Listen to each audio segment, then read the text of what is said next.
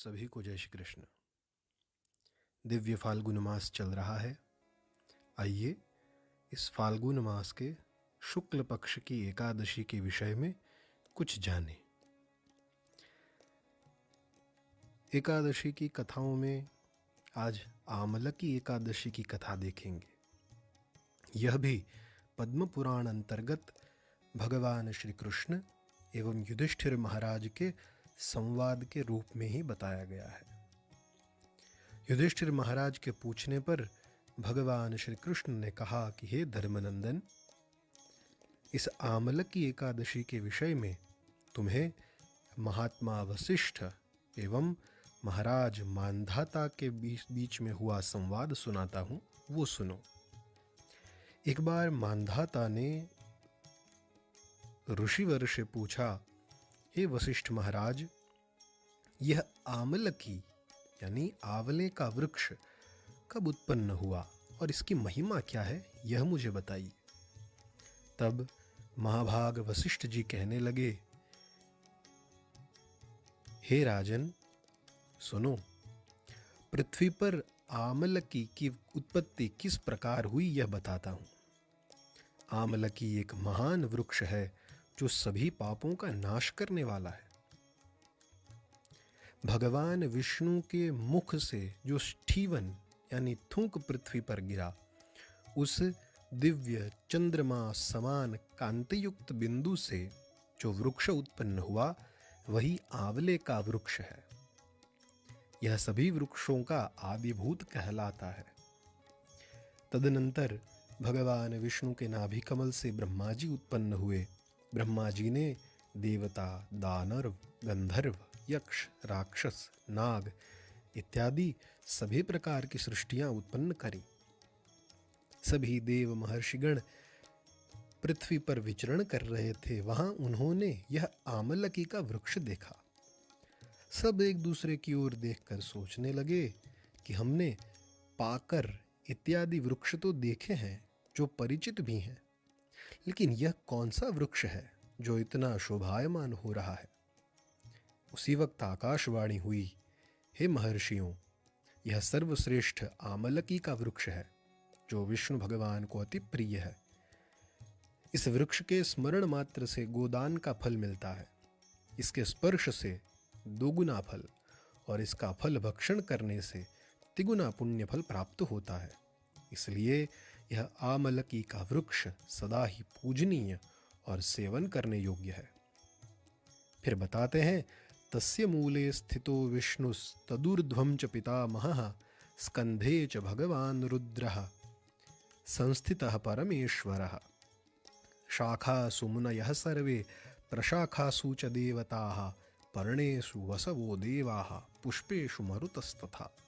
अर्थात इस आमलकी के वृक्ष के मूल में भगवान विष्णु, इसके ऊपर वाले भाग में ब्रह्मा जी, इनके स्कंध में भगवान रुद्र, शाखाओं में मुनि, टहनियों में देवता, पत्तों में वसुगण, फूलों में मरुदगण और फलों में समस्त प्रजापति का वास कहा गया है। आमलकी वृक्ष सर्वदेवतामय बताया गया है। तब ऋषिगण उस अव्यक्त वाणी से बोले, आप कौन हैं? कोई देवता है या कोई और? अपना परिचय दीजिए। तब आकाशवाणी का नाद हुआ, जो संपूर्ण भूतों के कर्ता, भुवनों के सृष्टा हैं, जिन्हें विद्वान पुरुष बड़ी कठिनता से देख पाते हैं, वही सनातन विष्णु मैं हूँ। इस प्रकार भगवान विष्णु की आकाशवाणी सुनकर सभी ऋषि आश्चर्यचकित एवं आनंदित हुए। सबने साथ मिलकर भगवान विष्णु की स्तुति करी, भगवान की महिमा का गान किया, जिससे भगवान विष्णु प्रसन्न हुए और उन्होंने ऋषियों से वर मांगने को कहा। तब सभी ऋषियों ने कहा, हे प्रभु, अगर आप संतुष्ट हैं तो हम लोगों के हित के लिए कोई ऐसा व्रत बतलाइए जो स्वर्ग और मोक्ष रूपी फल प्रदान करने वाला हो। तब भगवान विष्णु ने कृपा करके कहा, महर्षियों, फाल्गुन शुक्ल पक्ष में यदि पुष्य नक्षत्र से युक्त द्वादशी हो तो वह महान पुण्य देने वाली और बड़े बड़े पातकों का नाश करने वाली होती है। इस एकादशी में भी जो विशेष कर्तव्य है उसे बताता हूं, सुनो। आमल की एकादशी में आंवले के वृक्ष के पास जाकर वहां रात्रि में जागरण करना चाहिए। इससे मनुष्य के सभी पाप नष्ट होते हैं और सहस्र गोदानों का फल प्राप्त होता है। आमल की परम पवित्र है। तब ऋषियों ने भगवान से पूछा कि हे प्रभु, इस व्रत की विधि, मंत्र, नियम इत्यादि हमें बताइए। तब भगवान विष्णु ने इस व्रत को विस्तार से समझाते हुए कहा कि इसकी उत्तम विधि यह है कि एकादशी के दिन प्रातःकाल नित्य क्रिया करके भगवान श्री हरि के सन्मुख संकल्प लेना चाहिए कि एकादशी को निराहार रहकर द्वादशी को यह व्रत पालन करूंगा। तदनंतर पूरा दिन नियम पूर्वक प्रभु नाम में बिताना चाहिए। फिर कहा गया है कि अपने घर में या किसी नदी, कुएं पर जाकर शरीर पे मिट्टी लगाने के बाद वहां पे स्नान करना चाहिए, जिसमें मिट्टी लगाने के एवं स्नान के मंत्र भी प्रदान किए गए हैं। तदनंतर विद्वान पुरुष को भगवान परशुराम जी की सुवर्ण की मूर्ति बनानी चाहिए।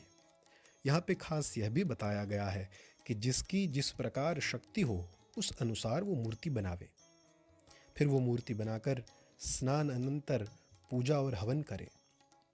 फिर सभी पूजा सामग्री लेकर जहाँ आंवले का वृक्ष हो वहाँ पे जाए। आंवले के वृक्ष की चारों ओर साफ सफाई करे, उसे लीप पोत कर शुद्ध करे। उस शुद्ध भूमि में मंत्र पाठ करते हुए जल से भरे हुए नवीन कलश की स्थापना करे। उस कलश में पंचरत्न, दिव्य गंध, श्वेत चंदन, पुष्प की माला, धूप इत्यादि पधराएं। दीपकों से उस कलश को चारों ओर सजाएं। पूजा के स्थान का मनोहर दृश्य उपस्थित करें। पूजा के लिए नूतन छाता, जूता, वस्त्र इत्यादि भी समर्पित करें। कलश के ऊपर एक पात्र में अक्षत भरकर उसके ऊपर परशुराम जी की मूर्ति की स्थापना करें। फिर विशोकाय नमः, विश्वरूपिणे नमः, उग्राय नमः, पद्मनाभाय नमः, श्रीवत्सधारिणे नमः, चक्रिणे नमः, गदिने नमः, वैकुंठाय नमः, यज्ञमुखाय नमः, विशोकनिधये नमः, वासुदेवाय नमः, वामनाय नमः, सर्वात्मने नमः, इस प्रकार बोलते हुए भगवान परशुराम जी के विभिन्न अंगों की पूजा करें। उनके अंगों में चंदन पुष्प समर्पित करें और अंत में देवाधिदेव परशुराम जी को आंवले के वृक्ष से समन्वित अर्घ्य प्रदान करें और यह कहें, नमस्ते देवदेवेश चामदग्न्य नमोस्तुते, गृहाणार्घ्यमिमं दत्तम आमलक्यायुतम हरे। हे हरि देवेश्वर, हे जमदग्नि नंदन, आंवले के फल से युक्त मेरा यह अर्घ्य आप स्वीकार करें। फिर रात्रि में भक्त युक्त चित्त से वहाँ जागरण करें, नृत्य करें, संगीत इत्यादि वाद्यों से प्रभु का भजन करें, श्री विष्णु संबंधिनी कथा वार्ता सुने। इस प्रकार रात्रि व्यतीत करें।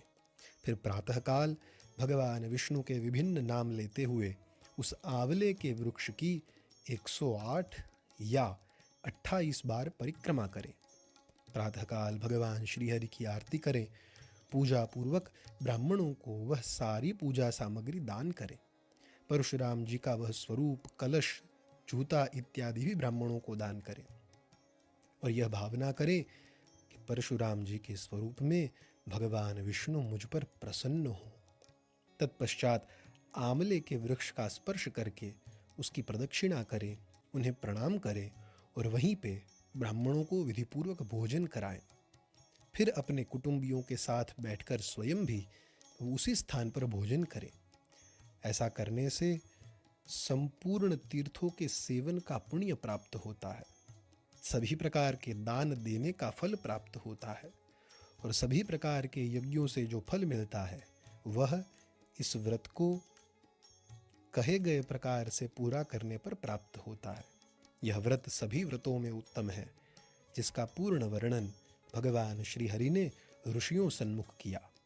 इस प्रकार वशिष्ठ जी ने मांधाता राजा को यह ऋषिगण और भगवान विष्णु के संवाद अंतर्गत ये आंवल की एकादशी का दिव्य व्रत सुनाया। जिसे सुनकर राजा मांधाता ने भी वह व्रत किया। और अंत में भगवान श्री कृष्ण ने राजा युधिष्ठिर से कहा कि हे राजन, यह दुर्धर्ष व्रत मनुष्य को सब पापों से मुक्त करने वाला है, स्वर्ग और मोक्ष का परम फल देने वाला है। इसका अवश्य पालन करना चाहिए। सभी को जय श्री कृष्ण।